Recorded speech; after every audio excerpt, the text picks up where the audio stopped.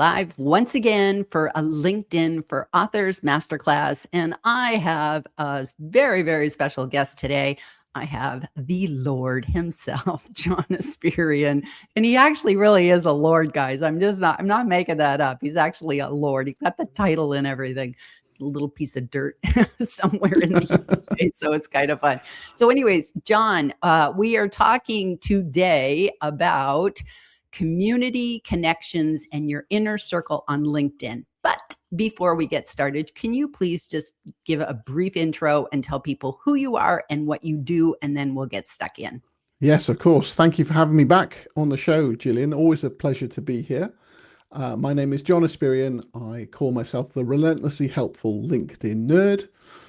I used to be a software tester and a copywriter, and in the past few years, I've specialized really in LinkedIn best practice. So I train people on how LinkedIn works and how to get the best out of it.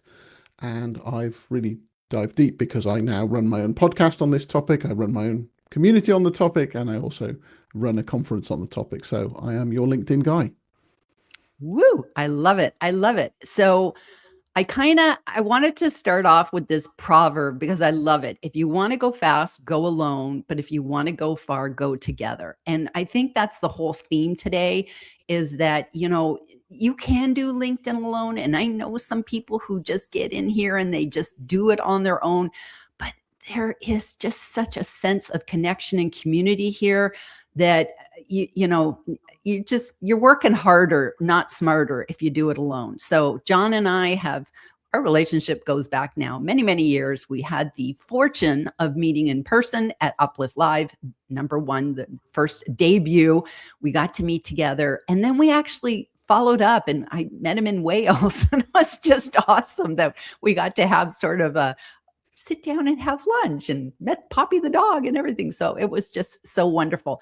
So John, let's hop into our first topic, which is making connections that matter. So of course, I'm connected to you, which snowballed and met so many people. But I wanted to start off with just a quick little story of serendipity and how, having those right connections really do matter. So when John wrote his Content DNA book, he wrote a blog post, an article, which was like, it takes the village to write a book, to publish a book. And it's a fabulous, I will actually link to that in the show notes today because I love it. And many, many other people I have sent it to and they've read it. They love it. And John is full disclosure, goes through all the people that helped him with his book. So one of the people that helped him was Lisa Decaux. Am I saying her name right? Lisa Decaux. That's right. And she is also a member of Espresso Plus. And Catherine Williams. So Lisa was his editor. Catherine Williams was his publisher, layout, typesetting person. So I remember reading that article. And then, of course, then I met Lisa through Espresso Plus, and we were connected, and she's wonderful. And I've sent many, many clients her way. She's been on my podcast. I just love her. So anyways, here's the story. So I had a client recently who reached out to me. They want to have their book published and they needed an editor. So I said, oh, she was in the UK, by the way, the client. And I said, well, you should work with Lisa. So I sent her to Lisa, and Lisa's like, I'm sorry, I'm too booked. I can't take her until May or something. She was really, really booked up. So I said, do you have anyone else that you would recommend in the UK that would be a good editor? So this is, again, why you want to have good connections. So Lisa gave me a couple of connections, and she said, by the way, there was a post today that you might want to check out. And it was by, let me just see her name, Karina Cunningham, who is over in the UK. And she had done a post that said, recommendations, please. Tell me your best editors and, book publishers and different things. So she was collecting recommendations. So I'm reading through this, I'm getting names and this and that. And I came across this one woman, Jenny Jolly, who lived in the United States. And I went, well, I'd love to know other editors. Maybe I'll reach out to her. So I connected with her. She followed back and said, hey, Gillian, why don't we have a Zoom call? Just get to know you. I said, sure. So have a Zoom call, get along famously. she's just the sweetest person with chickens. And she's just, I love Jenny. So anyways, I said, Jenny, I'd love to have you on my podcast. Had her on my podcast. So John is listening to the podcast, and he's out for his walk. He's listening to the podcast, and he says, I got to connect with Jenny. So they're now connected. We had a Bitmo parade of Bitmos and chickens. All three of us had a little Bitmo parade in the comments of my podcast post, and John got to know her, and now they're connected. And I think it's just amazing that I think I missed a step. Jenny Jolly was recommended by Catherine Williams. So here's the connection. So here John knows Lisa. He knows Catherine. They both pointed me, and how it all goes round in a circle. So I just love how everything connects, and then it goes a full circle back to John. So that's just brilliant. It's great how connectedness works, isn't it? And it kind of speaks to those breadcrumbs of trust that we are laying all the time. I always think that people can represent being an expert online, but you don't really know until you open up your checkbook and work with them. So once I worked with people like Catherine and Lisa, then I knew that they really knew what they were talking about, and they could really do a good job. And I'm glad that I wrote that piece after I wrote the book, because finding that information at the time that I wrote that piece wasn't easy. But I thought, I've been through the pain of doing this myself. And it was actually easier for me to write a book than it probably would be for the average person, because I had an editorial background. So I knew the kind of the nominal steps that it takes to produce a book as a self-published piece of art. And so I knew the kind of people that I would need to hire. But once I had hired them and had the experience and understood what the costs were and understood what the challenges were, my natural thing is to try and share that with as many people as I can, and hence that blog post. And that's why some of those people have had a bit more exposure, I guess, because of that. And now some years later, we're talking about them on a live stream. And isn't that cool? It is. It's very cool. It's very cool.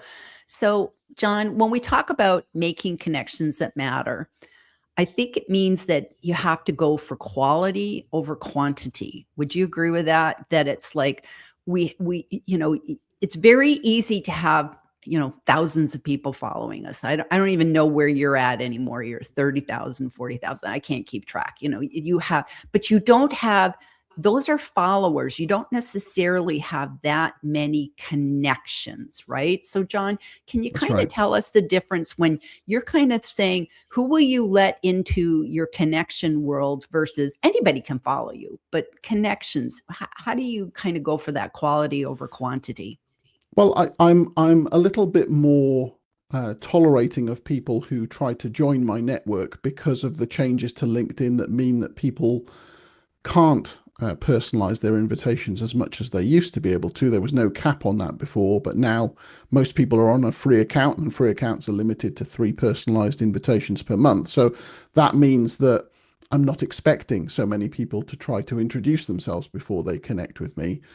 So if I look at someone's profile and I think that they look interesting, I'm happy to accept them into my network. But then I want to see that they're willing to at least talk back to me and give me a decent reason for why they connected. So there isn't a single case where I haven't replied to a new connection just to, invite them into my network and say, look, how did you come across me? Did you find me through the podcast? Was it a personal recommendation? Just so I've got an anchor point for the future. And that hopefully will lead to some good connection down the line. We'll chat more often, and I might be able to open doors for people. But I think just building up the numbers on its own, that doesn't do anything for me, really. So I do have quite a lot of followers, but I've got fewer than 10,000 connections. And I try to talk to as many of those as I can. It's actually one of the topics, the main topic I'm going to be talking about at the conference that's coming up, is the power of direct messages to really be memorable and transact more business, actually. So it's a smart business thing to do, and it's a human thing to do. LinkedIn is a big networking room, ultimately, isn't it? So if you're not going to talk to people, what's the point? I don't really get it. So I'm all about chatting wherever I can. And if I can promote good people That's what I'm really interested in, because there's a lot of charlatans out there. But if I've got direct experience that someone really knows what they're talking about, they're a good person with good values, I will, shout them to the heavens if I can. I love that. I love that. So I wonder if you could give us a tip on, if we make a new connection with somebody, what should we do to get the conversation started? Because I don't personally like it when somebody connects with me and says, okay, how about we have a Zoom call? It worked with Jenny because we Mm. had similarities and it was good. But I get a lot of people who are, I don't even really know why they connected with me in the first place. And the first thing they want to do is get on a Zoom call. And it's like, I don't even know what you do. You don't even know what I do. That could be a waste of our time. So can you kind of give us some ideas of how to kind of manage these first time connections? Yeah. I mean, it's all about looking for clues in their profile and their content for me as to what kind of topics you can talk about that aren't jumping into sales. Because I mean, I hate that kind of approach. It's more about establishing a human connection with people first. I think the only people I would probably want to speak to on Zoom quickly is someone I've seen, let's say, on a YouTube video or in a podcast, and I just already know this is exactly the kind of person I'd love to have a chat with. They've already exposed, the way they think and their behavior and so forth. And that's fine. But generally speaking, yeah, if someone comes straight to me and asks to have a Zoom call, if I said yes to all of those, I probably wouldn't get anything else done, because a lot of people want a slice of your time, and that you don't know what's going to come out of the back end of that. So no, I'd rather leave that for a little bit later. But look for the clues on people's profiles. I always recommend, and I do this on my own about statement, I give people things that they can talk to me about. Often people don't read my about statement, so they wouldn't even know that. But if they did, that gives them a kind of non-threatening thing to say, to establish a deeper connection with me. And I know this will sound silly sometimes, but you gave the example there of the chickens. I was like, well, if I'm talking to someone about that, that is a reason for me to remember you versus everyone else. It's the chicken person, right? So just things like that that reveal the non-work side of you, can be really, really powerful. So look to reveal that on your own profile if you can. I love that. And just as an extra shout out to Jenny Jolly, she it so leans into the chickens that she has a newsletter called Fowl Language, I saw. FOWL, which is very clever. That's a very clever thing to do. And I think both John and I appreciate smart, clever people. It's like we don't get enough of those in our lives. So that's really, really good. So John, I'm going to hop to the next topic, and then we're going to go do some. We'll go chat with our people who are connecting with us today on the live. So I just want to talk about collaborating with other authors and industry pros, because we're all subject matter experts in particular industries, and so sometimes we want to have other people that are authors and subject matter experts. But for some people, I know a lot of people is like, I don't want to connect with my competition, so like, why would I want to connect with another author? Why would I want to, why do LinkedIn trainers connect with LinkedIn trainers? Aren't we all fighting, aren't they all fighting for the same piece of the pie? That's Brenda's thing, but they're not. So what do you say about collaborating versus the competition? I think if you're a fearful sort of person, the kind of person who wants to gatekeep all of your knowledge, and you don't really understand how the internet works, then that's fine. You can build your own island and never talk to anyone else other than clients, and good luck to you. But I don't think that model really works very well anymore. If people don't get the answer from you, they're going to get it from somewhere else. So why not try and form positive relationships with your peers, so that you can be seen as a trusted voice within the space, and have a chance to learn more and get new ideas and maybe refer work to each other. I think I see only positives.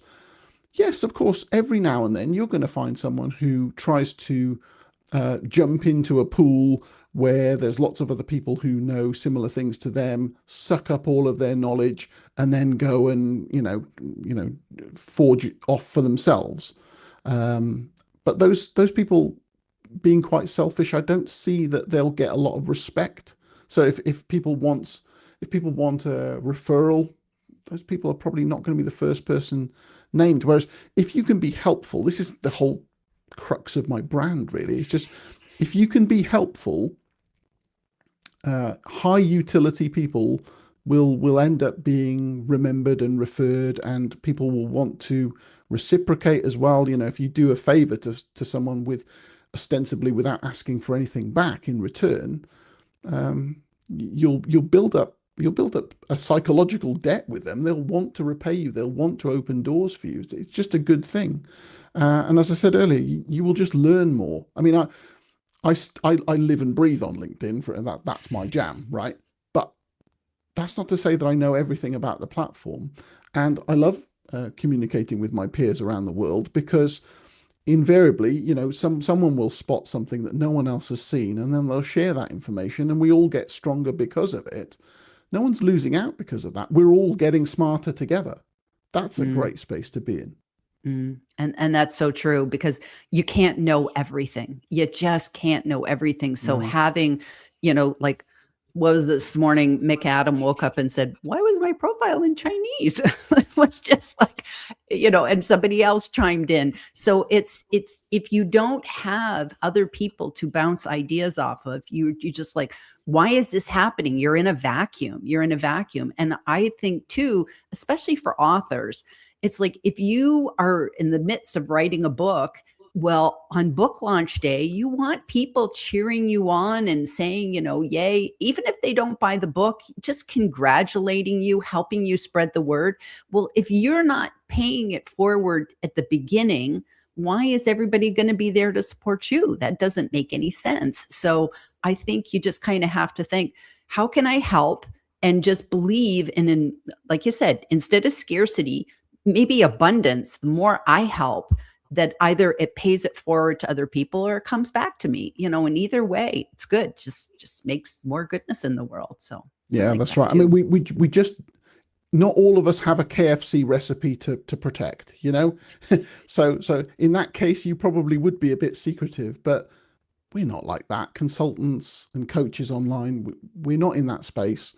And we will get better if we help each other. And I think those are the people that I remember, and they're the ones I want to celebrate as much as possible. I agree. So I'm going to hop over to the comments, and oh my goodness, there's a lot.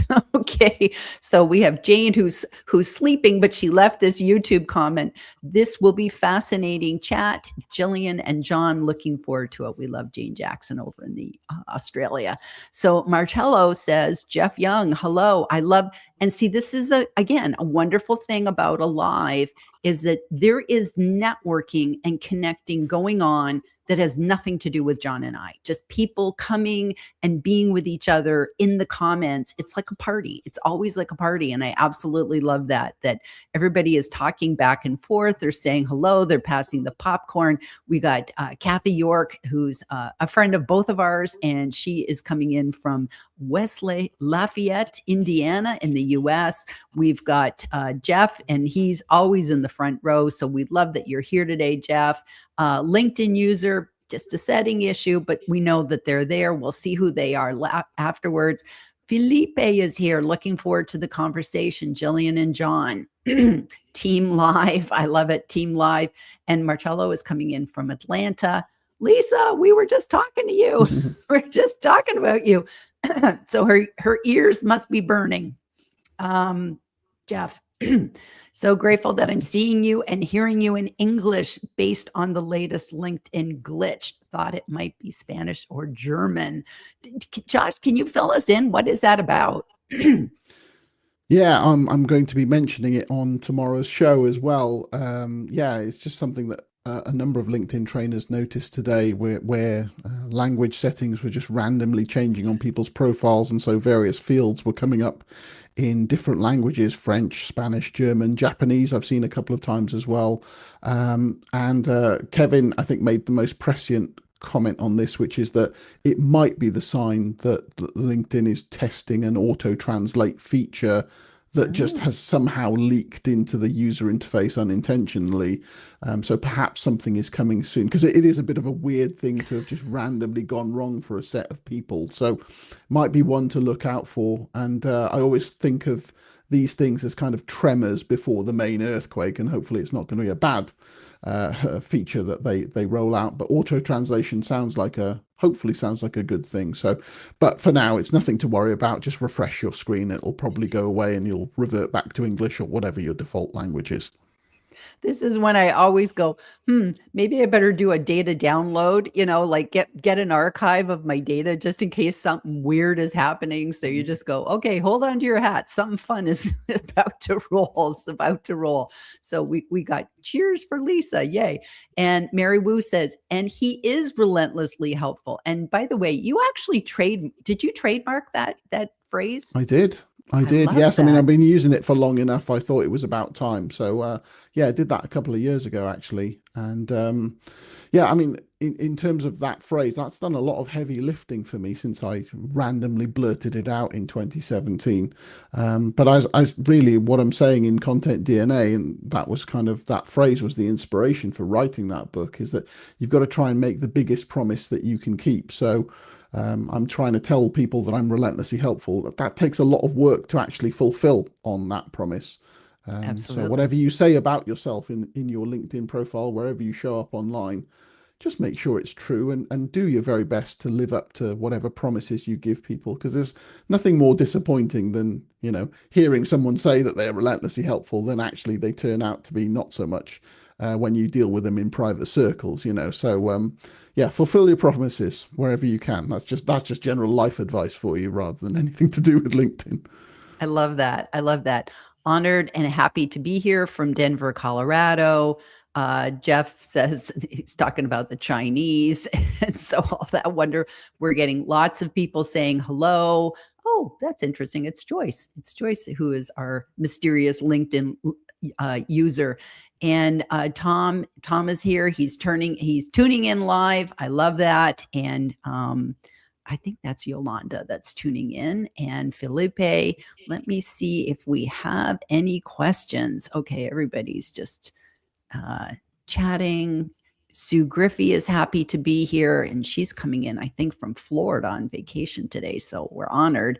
We have Muhammad is coming in from Pakistan, and Friday the 13th. So you know what? That's true. It is Friday the 13th today. So thank you, Jeff, for pointing that out, because that goes. Look at this. Mary Wu says, I know Jenny Jolly. So yeah, it's just like it truly is a small world, and it's just really neat how the world works, that you think the world's so big, but it's actually a little bit smaller than we think it would. So that's just Mm. kind of interesting to know. Stephen Eng is here. Hello, Gillian and John and everyone else tuning in from New York. So thank you, Stephen. And we have Lynn, who's just a sweetheart, and she is here and she's joining us. And Leslie Alexander. Do you know Leslie Alexander, John? I do. Okay, I do. she's another wonderful one. And she says, like the 5 degrees of separation. I think it's 6 with Kevin Bacon, but I think Kevin D. Turner always says on LinkedIn it's 3 because it's like it gets Mm. smaller and smaller. So that's good to know. And then Carrie says, hi, Gillian and John. So happy to be here. So we're happy you're here. We're happy you're here. So, John, let's go back. And so I wanted to talk about finding the right mentors. And so I just want to give a shout out to you. You were my mentor. When I first got on LinkedIn, I didn't know what I was doing. I got myself in all sorts of trouble. Found John, did a Google search. That was the one thing I knew how to do. I was really good at Googling, and I found John, and it was just like, I am just like going to jump on this guy's coattails and learn everything I can from him. And I have, been a part of everything that you've ever done, John. I've always like raised my hand, joined, and I'm always so exciting. And you have a mentor which actually helped you get your name. Can you tell that story about how you became relentlessly helpful through your mentor? Yeah, well, I'd been following the work of a marketing expert and author, Mark Schaefer, for some years. We got a chance to meet in Edinburgh in the UK. We were speaking on the same stage, and he asked me an unscripted question at the end of the talk, and he said, how are you going to remain relevant in a world full of many options? And I said to him, I'm going to keep creating relentlessly helpful content. I'd never said that phrase out loud before, but sometimes, when you say something and there's just a certain quality of the sound around you where you can just feel like people are going, "Oh, that was interesting," and that moment was videoed. So I'm fortunate to have the moment where I said it, and then someone sent me a postcard through the post and just put that as a quote on the postcard and said, "This was my favorite moment of the conference." And I thought, wow, that's that those couple of words have really landed. And somehow I've said kind of what I am in a real nutshell. And that's very powerful because, the more compact your message, the easier it is to transfer to the brain of someone else. And that means you're more likely to be remembered. So, yeah, I just used it ever since in everything I do because, there's a power in repetition. You keep saying the same thing, people will remember it, and eventually we've got to the point where now it's a trademark phrase for me. So all of that because someone I follow and had an opportunity to speak with gave me space to come up with something that described who I was, and that element of my personal branding is what inspired me to write the book, because I just thought, well, I had a moment of blind luck there. I mean, I'd never planned that, didn't expect it. What can other people do to try and boil down their message as well so that it comes across in everything they do, so that they can be more memorable and therefore hopefully stand out in a market with lots of options? And that's how Content DNA was born, which that also is a trademark term. Content DNA is mine too. So yeah, it's just funny how these little moments can really change lives. And that's probably the most important thing that's ever happened in my business. And it just happened on a random afternoon, totally unplanned. And there we are. I took it and ran with it. Oh, I love that. I love that story. And you've paid it forward when you wrote your book. And I remember reading about that. I think that was in your book, the story. Mm. And I remember in your book, you talked about it's so important to be known for one thing. Like, don't be the Yeah. person that she does this and this and this, because nobody can remember that many things. And Mm. I remember reading that, and I loved your book, by the way. And I remember sitting there and thought to myself, what is the one thing? Like, I'm not relentlessly helpful. I try to be, but you own that. And I thought, well, what do I do? And I thought, I make things easy peasy. That was just like popped into my head. And the next thing I know, it's like that became my phrase. And it was like I used it, I started using it. And I would hear people talk about me on a live and they'd say, I don't remember her name, but she was the easy peasy lady. And I saw her talking about video. And then the next thing I know, that became the name of my company, Video Easy Peasy. And then I switched to books. And so it's Easy Peasy Books. And only because the other domain wasn't available. But it just goes to show you that, like, you were my mentor and I got my thing, and you got your thing from Mark Schaefer. So it's just amazing, again, how finding the right mentors can literally change your life, change your business. And so for anybody who's watching or listening, I hope you have mentors, and they can just be people you follow. You don't even have to actually know them personally, but you want to, if possible, it is good to have them, have that personal connection with them. But having those right mentors, they should represent your core values so that you're just like, okay, I see everything they do. And if you're following people that don't represent your core values, I would really urge you to rethink that, because that will affect you. So it's like one of the things, sorry, I'm going to be a little bit too glowing here, John, but one of the things that I always like about you is you talk about being ethical and honest. And I remember when you started your Espresso Plus community, you wanted it to be for ethical, honest business owners. This was not going to be a pod. We're not going to pay a fee so that everybody will like all my posts. Yeah. And I think that's really important, is making sure that there's that alignment with your values, because I just think that matters so much. Well, yeah, absolutely. I mean, it just comes from my personal beliefs, is that we should just try and do good in the world, really. And yeah, there's a lot of bad practice out there. There's a lot of people who are, they're selling wonderful sounding solutions, but actually, I don't think a lot of it stands up to scrutiny. So you've mentioned engagement pods. That's one of the things I really hate. People just artificially liking each other's content because they know that it'll drum up their numbers. But long term, is that sustainable? Does that actually find you really good clients? I don't really think it does. The problem is, I think, that the ethical operators out here, and you're one of them, but people like my friend Ella Orr, who I know do things ethically, but it means that your marketing, the messaging that you deliver, often doesn't sound that sexy, because it's always underpinned in, here are the methods, but by the way, this will probably take you about 3 years for this to actually work, and you're gonna have to put a lot of hard work into it.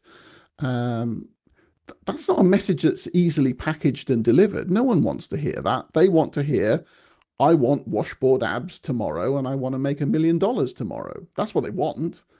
But we can't promise them that, and there's no point even trying to, because then you're as bad as all the people who are doing the shady tactics. So that means that our voices tend to get drowned out quite a lot by the people who are doing the big flashy, buy now, you'll get 1 million followers tomorrow, and all that stuff.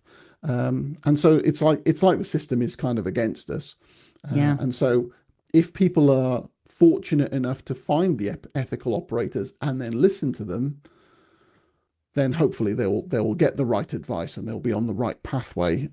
A lot of people I've helped have been the ones who've gone to the flashy people first, and then they've built up loads of really weird connections, or they've bought followers, or they've been in engagement pods, or they've been banned because they did all sorts of things wrong, and maybe they didn't even know that they were doing wrong. They were just told to do something and it hasn't worked out for them. And then I come in and just fix stuff for them and tell them, you were badly advised. And it's one of the core things that I always keep coming back to, is how do you know who is an expert? Because everyone's talking this great game, but how do you know? I mean, you said that you discovered me some years ago, but you were just as likely to have found someone who told you completely the wrong things, and you wouldn't have known any different unless you're already an expert in the field, which you weren't. Right. So how do you know? And really, I think actually you won't know for certain until you work with people in some capacity, because even things like testimonials sometimes aren't actually genuine. It's when you really work with someone that or you have a really, really close bond over a long period of time, that what they're like, how they operate, and also how they act when the camera isn't on, right? That's a really important thing for me as well. Like, I can be all, nice and supportive and helpful in my public content, but in a one-to-one situation in a DM, for example, where no one else is going to see that, I could say, well, yeah, I don't have time for that. Don't care. You're not paying me, go away. That's not congruent, is it? That doesn't represent an ethical operator. So trying to see all of those things and building a rounded picture of what a person really is important. But as I say, it's not a very sexy message to deliver. No. And actually sometimes that's very hard. I had somebody recently that, wanted to talk about, they wanted to publish their book and they wanted to guarantee that they'd be, an Amazon bestseller. And I said, I can't guarantee that. I said, I can help you position yourself, but I'm sorry, I don't have a bunch of bots standing by that will buy your book. And, this is not the way I roll. So I sent them along. It's just like, no, can't work with you. That's not who I am. And they're like, well, there's other people that will promise money back guarantee. And I said, then that's who you go work with. But Yeah. it's not realistic, and it's not ethical, and it's against Amazon's terms of service. So, you have to play the rules. And it's hard sometimes because you see work go and you're just like, but you just go, okay, well, then something wouldn't have been right working with that person anyway. So that's I always believe that you trust your gut and do the right thing. So anyways, moving on to our next topic, LinkedIn groups. So we talked about, connections. So now I want to kind of go deeper down into communities. And LinkedIn is a huge place. So you get on LinkedIn and you're just like 60 million, billion, trillion people. There's a lot of people on LinkedIn. Now we can have those one-to-ones, conversations in DMs, which you alluded to. You can have group DMs, which is like an awesome thing. And I'm in many, many different group DMs, and they're very supportive conversations where you can chat back and forth with people. Now, then there are public groups and private groups and LinkedIn groups and free groups and whatever. So you have run both a free LinkedIn group, and now you've switched to a premium model. So let's talk about LinkedIn groups and sort of, except for Toastmasters, the official Toastmasters group, and Jeff Young's group. He has a very nice group, and and he runs a tight ship. But pretty much, I don't really know any other groups that I would recommend. So what are your thoughts on free LinkedIn groups? I mean, the technology is there for them to work, but often they don't because they require a lot of effort, which, people don't have the time for. I think people don't really know how to manage them properly. So I ran a free group it was probably about 4 or 5 months only. And the only reason I ran it for such a short period is because it got so busy that it took over my life, and I realized that I either had to monetize it or drop it, because at the time I was a copywriter, and so LinkedIn wasn't my main gig at that time. And I chose to monetize it, and then we ended up with the Espresso Plus community off the back of that. But yeah, I mean, for a group to be successful, you need things like, you need a very, very clear purpose, you need a very clear leadership structure. The leaders of the group need to, be posting things that are useful into the group. They need to be encouraging discussion. They need to make sure that the rules are clear. They need to make sure that people are accountable if they don't follow those rules. And, coming up with new topics all the time, keeping things going, making sure that people get their notifications, and that, that you make connections between people in the group. It's a lot of effort. And the user interface isn't brilliant, I must admit, on LinkedIn. So often people don't see notifications, or they don't see posts from the group. So all of this takes a lot of effort to keep it going. And consequently, you end up with people not really participating that much in groups, or the group going sour because the leaders of the group have got greedy, and they just use it as a kind of sales broadcasting tool. They've got a captive audience of 100 or 1,000 people, and they can just try and spam them with their offers, and that, very quickly turns people off. So it's a hard gig. I agree with you. I mean, I'm not involved in Toastmasters, but I totally believe what you say there. I have been in Jeff's group. I am in Jeff's group, and I know that he runs that one very, very well. But yeah, most groups don't really live up to the hype, and therefore there's a prevailing perception, probably an accurate one, that LinkedIn groups don't really work. Most of them probably don't. But if you're committed to it, clear leadership, clear purpose, and you keep encouraging people, then they certainly can work. And I'm one of the few exceptions, I think, where the group does work pretty well. And this is something, again, I'm going to cover this on tomorrow's episode of the Inform podcast as well. But it's a tough one to get right. Definitely. And, it's sad because, to be honest with you, I don't use Facebook, but I just think Facebook did a much better job. And I still know so many people that have, they have some sort of workshop or program, and then to supplement it, they run a Facebook group, only because they say it gets much better engagement. And I don't know what it is, because I've actually been in some really, really good LinkedIn groups, And one is a TEDx group for women. It's a fabulous group. But the problem is that I don't see the posts. It feels like it doesn't get enough. I think the moderators are good. They keep everything in line, but it's almost as if the visibility is suppressed. And I don't know why can't we get email notifications that there's a digest or something that, like, at the end of the week, this is the post that we're covered or something like that. And it just feels that groups are on LinkedIn. It's like the orphan. Like LinkedIn doesn't really take care of them. There is a partial email digest option, which is if people have their notifications set up correctly, then the admins of the group can recommend up to 3 posts per week, and those posts then go into that email digest. So that does work for some people, but it doesn't work for absolutely everyone. But there are other options, if you want to increase engagement and visibility of your group, for example, and I think it's been said in the comments already, you can encourage people to click the bell that's inside a group. So a lot of people don't realize that groups have their own bell system. So if you tap the bell for a group, then that means that you should be notified next time there's a post in there. For people who are slightly more technical than that, you could even say, well, look, this is how to get the date ordered set of posts of everything that's in the group. And you could bookmark that so that you get into the habit of just checking what's new today.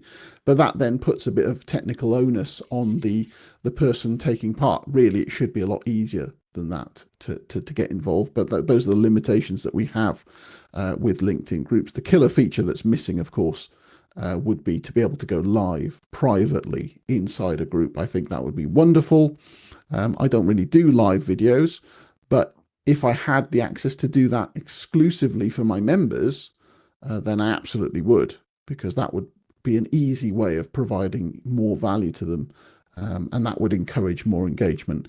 The other thing you can do as well, of course, is to make sure that you are regularly direct messaging the people who are in your group, because then they're more likely to see your group posts because of that. But if you run a large group, that's very, very difficult unless you employ people who are going to be your captains, who are going to try and keep the engagement moving forward. So it's a tough gig. It is a very tough gig. And for anybody who is in a group, is there any tips that you'd give if I'm a member of a LinkedIn group? Is there any tips? Probably just making sure my notifications are set, or... Yes, but also, make sure that you look at the members of the group. You're allowed to see those people. And if you're not connected, you have the opportunity to message them for free without using up any kind of in-mail credit or anything like that. So you can do a bit of that to try and get to know people. And so long as the purpose of the group is clear, you will become a more valuable member of that group if you support the leadership in achieving their aims. So, in our group, we talk mostly about LinkedIn best practice tips, or, questions around what's going on with the user interface, or how you connect with people, that kind of thing. So people in our group who see that that's our aim will try and, post content or support the leadership in making sure that everyone understands how that works, and they will answer questions. That's how to be a good citizen within the group, is to show up and be helpful wherever you can. It always comes back to, how can I be the most helpful person in this moment? That's true. That's true. Okay, so let's head back to our comments, and hopefully I can find my place. Here we go. Okay, so Jeff is they're dancing now. They're having so much fun. So Jeff is dancing with Leslie in the comments. So it's just so fun. So Felipe says, John Espirian, the testing you would do with LinkedIn and data you provided always added so much value. So that's nice. That's a really nice piece of feedback. Carrie says, build your tribe of people that you know, trust, and support each other. I like that. That's nice. Stephen, quality first, an engaged and vibrant audience carries weight. Look at these intelligent comments. I love this. And Leslie says, thanks for taking the message limit into account. Those of us on free LinkedIn appreciate it. Okay, I missed that one. What was that? John? Yeah, it's when I mentioned that there's only 3 personalized invitations on free accounts Mm, per month. But, there are ways around that. And no doubt we've probably talked about that before. But if people are creating content publicly, then getting involved in their comments is a kind of way of introducing yourself and giving them a little wave and showing that you support them. So even if you did follow that up with an empty invitation to connect, hopefully you've made enough of an impact for them to go, oh yeah, I remember Leslie. mm, I'll accept that invitation. Um, and similarly, you can do things like, if you're looking at someone's profile and you'd love to connect with them, but you don't have any credits left to send them a message. Well, maybe a mutual connection, mm. and that person could be someone who introduces you to, in which case they can start the DM. Doesn't cost you any credits, and the kind of the social setup of that interaction means that the other person's much more likely to say yes to making a connection anyway. So there are ways and means around it, but I do think this is a particularly backwards move from LinkedIn, which is meant to be, it's not just a job resume site, is it? It's meant to connect the world's business professionals, and cutting off that route for people to say hello to each other even is, I think that's a very much a backward step, and I hope they reconsider that in the future. I agree, because I think it was good manners, just good manners to be able to have a message, with your invite. So, and I like that you kind of brought it in, sort of like how we were talking a second ago about how there's a conversation in the comments here in the live. That conversation will continue even into the replay, where people will respond to each other off each other's comments. And every time you have that, think about that. That's how you connect with people. And I remember when I first started LinkedIn and I was following John, and I began to see when John was posting all the different people that were commenting. And that's how I met Ella Orr. I remember she left a comment, and I responded to the comment, and she responded to my response. It was got 6 comments deep. And then I sent her, a request to invite, because obviously we had so much in common. We were seeing the world the same way. And it was just from there, we became friends. So it's just wonderful how that can happen. So even anybody on this live today, you have the ability, I think, to message other people that attended the live, even if you're not connected. I think I'm not 100% sure, but I I think believe so. through that Also, networking tab. also, remember, if you see someone who's got a gold badge next to their name, the LinkedIn Premium, almost certainly they will have the open profile feature turned on, which means that you can message them completely for free, without connecting with them, without sending a personalized invitation. So some people aren't necessarily particularly open to receiving those messages, but often that route is possible. And I try to reinforce that to a lot of people who want to ask me questions for the podcast, for example, but who aren't connected with me. And I just say, you can just hit the message button. It doesn't matter. Anyone on LinkedIn can hit that button and send me a message completely for free. So keep that in mind as well. Awesome.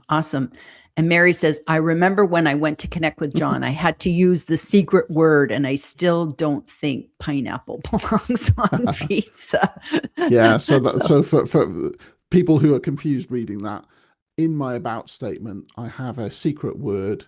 And if you use that word when you invite me to connect, then I know that you're a human being, because a bot wouldn't have put 2 and 2 together there. So you've used the secret word, you're much more likely to get my attention. So that concept, I mean, anyone can use that. I've been using that for, I think, 7 years now. When personalized invitations were open to everyone on free accounts, I think about maybe 15% of the people who invited me would use the secret word. It's probably down to about 5% now because of those restrictions. So that's not great, but at least it means for those 5% of people, I know that they're real. I'm going to give them a bit more attention, and it shows that they've read my profile. So it's a very simple thing to do. Go and update your about statement. Put something in there that is a signal. It's a conversation hook, and it's your chance to kind of embed a bit more humanity in the way you show up on LinkedIn. Love that. And Lynn says, or maybe they attended Uplift Live, which is 324 in Birmingham, UK. So is that 320? Almost. It's 326. Close. It was just they didn't look right to me. So do you want to say a little word about that? Yeah, sure. So it's less than 2 weeks away now. It's our third annual conference. So we're independently run and we talk about LinkedIn best practice all day. We have international grade speakers who talk about various topics on LinkedIn. So Gillian very kindly flew over for our very first conference to speak there. This year we've got Brenda Meller coming over from the United States, and I've been waiting to meet her since about 2018. So that's going to be fantastic to see her. But lots of other great speakers on stage as well. So it's a day of learning and networking. And for those who can't make it, we also have a live stream. So our prices are going to be going up in about a week. So now is the time to hop on that. So yeah, if you look up Uplift Live, or if you connect with me, I can tell you more about it. But it is the UK's original and only conference on LinkedIn best practice, because LinkedIn don't really do their own conferences in the same way. You know, they do events in London, but that's always more around the kind of marketing solutions and brands Mm. thing rather than helping real people get ahead on LinkedIn. So we fill that space in the UK, and yeah, just almost 2 weeks to go until the big day on the 26th of March. Okay, great, great. So I want to, we talked about the free LinkedIn groups, but I want to talk about the value of paid communities because I'm Hmm. in your paid community. Yeah. And Espresso Plus, it started off as a free LinkedIn group. You already Mm. said, okay, I just couldn't, it either had to go or it had to level up into something premium. So Yeah. I, no holds bar, totally endorse your group. I'm a founding member. I have loved being a member of this community. Can you talk about, let's talk about the value of paid communities and then also talk about yours. Yeah, well, it's a space to belong, I think, and we all need a bit of that. Often we'll have questions that aren't the kind of things that you can easily Google. You want to feel that you're speaking to other people who've walked the same walk as you. And in private communities, often you can be a little bit more vulnerable. You can say the things that you wouldn't necessarily say in a public space. And I kind of lent on all of those things when I started the free group. But as I said, when it got too busy, I had to monetize it in the end, because otherwise I was going to have to get rid of it, which would have made me very sad. But I just thought, well, a discussion space is great, but it's not enough. We need to do a bit more than that before we can call ourselves a proper community. So, I set up a separate private video channel and a podcast, and we've got a website and a members map and various other bits and pieces. So it's a place where people can have an identity and belong, and they can say, yes, I'm trying to do my best to market my business, whatever that is, responsibly online, and mostly on LinkedIn, but we apply to all elements of business really, and that means that we've attracted people from around the world who have the same kind of instincts and principles. So they don't want to just buy a load of followers, or they don't want to just join an engagement pod, or just place a load of ads to try and get ahead. They want to do things ethically, and that does take time. But it means, because we all kind of think the same way, it means that you've got someone to rely on, someone to ask questions, and know that you're going to get an earnest answer from others.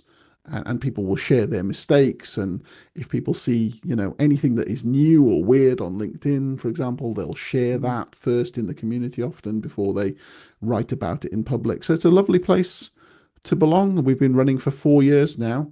And you can see, the members of the community are on the post-it notes behind me. They always come with me on all of my calls. So yeah, it's certainly a lot of hard work to run it. It's an extension of what I said about LinkedIn groups. It's hard to keep the machine going, because I do run the community by myself. I mean, you're one of my welcoming committee for the LinkedIn discussion group, and I really appreciate that. But I don't have any employees, I don't have any virtual assistants. I'm running the show by myself, and that's one of the negative experiences I've had in the past of being in some other communities, is that you get attracted in by a kind of a big name, if you will, relatively speaking, but then that person actually isn't at the forefront driving anything. That they've kind of handed over control to someone else. And I don't really like that. If you're coming into the community because you know that you align with my beliefs and you want to get my knowledge and you want to speak to me on group calls and stuff like that, well, yeah, I'm going to be there for all of that stuff. And so if you pay to be in the community, you're going to get me. And those people, they're paying my bills, so why wouldn't I give them my attention? So yeah, that's where we are at the community. It's about 100 members or so. It's not a big place to be, but it means that we get to know each other, and people form friendships. And obviously, as you've said earlier, we actually get to meet each other as well from time to time, and that's a wonderful place to be. It is. And I have actually met in person many of the people. I've met them on coffee dates, and I've met them in England and the UK and everything else.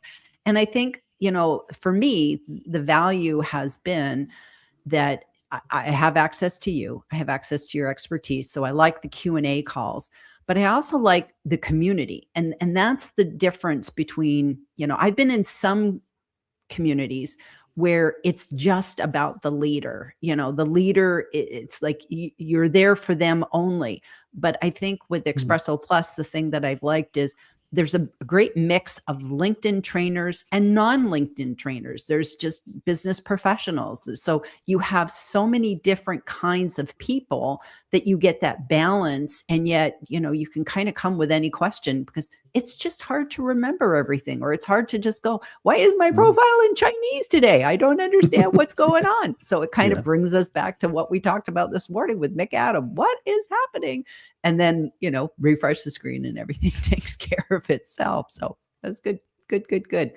So John, I just want to end with one last thing, and that's about building your inner circle. So whoever is joining us today, I think it's just really important to have that inner circle of people that, whether it's through a free community, a paid community, you've just made some great collaborations with other authors. You've made collaborations with industry experts, having that inner circle that has your back. And John, I just wonder, do you have any sort of examples of like why you want that inner circle? Because sometimes, maybe we get kicked off LinkedIn or something like that. Do you have any stories about why it's important to have that inner circle? Well, yeah, I mean, that's a very good example there. So people in my community occasionally have been kicked off LinkedIn. I'm thinking of one person in particular, and the only way for me to contact her was through WhatsApp and to say, what's going on? We can't see you on LinkedIn. And she was like, yeah, I've been kicked off. No idea why. They won't explain anything. And then you end up trying to support someone through a different channel to get themselves back on LinkedIn. So if you haven't made good connections with people, those relationships are going to break very, very easily in times of crisis. You need to form that inner circle so that you've got someone you can really rely on. So group chats on LinkedIn are a great way of doing that. Group chats on WhatsApp as well. I mean, I'm in a group chat with my conference co-organizers, Jeremy and Gus. At the moment, we seem to be chatting all day, every day. And so you end up knowing these people inside out, and that you can rely on them for anything. It doesn't have to be business, actually. You are making friends here. And people don't often think that LinkedIn could be something like that, but it can be the substrate through which amazing relationships form. So invest that time getting to know people. And if you can get into the group chats, that's really powerful. And haven't even talked about it today, but I send so many things like voice notes and video notes as a way of really just communicating the humanity of a situation. And you can see that it's really me talking. It's not my bot that I have delegated to run my life for me. It's really me. And that means, you're more likely maybe to care about what I've got to say, because you can see that I'm giving a tiny portion of my life over to communicating with you. So do more of those things if you can. And if you want to practice any of those things, if you want to practice the mechanics of sending voice notes and sending video notes and so, by all means, use me as a guinea pig, because I love doing this stuff. I love teaching people how to be a bit more human in your communication style. And I would say, if someone with if someone with almost 50,000 followers can do that effectively on LinkedIn without using any external tools or hiring anyone else to do it, I think the average LinkedIn user can do it. I fully believe this is possible. So if you need some practice with doing that, by all means reach out. I'd be happy to have a chat with you. And yeah, find out who your people are and stick to them as much as possible, because I think we all need a bit more of that in the world these days. I love that. I love that. And I'll put in an extra tip that if you leave John a very interesting question as a voice note, he might select you to be on his podcast. And he did one of mine. So that was kind of fun to hear, my little message on a podcast. So it's fun. So for testing, he's not going to do that to you, but definitely, reach out to people. I'm the same way. I have an open profile. So it's like, I'm happy to take any kind of questions, get to know people. And like John, I send people video notes too, because those are just like, okay, you got my voice and my face in your face, with my little captions and everything. So I think that's a fun thing. So, John, thank you so much for being here today, sharing your knowledge and sharing just your relentlessly helpful way of just, making everything a better place, just making LinkedIn a better place, and just wish you all the best for everything. So, and thank you to everybody who joined us today, and we'll see you back next time with another LinkedIn for Authors Masterclass. Okay, so let me just see. Okay, we're ready to go. I'll see you later. Bye. Bye, Gillian.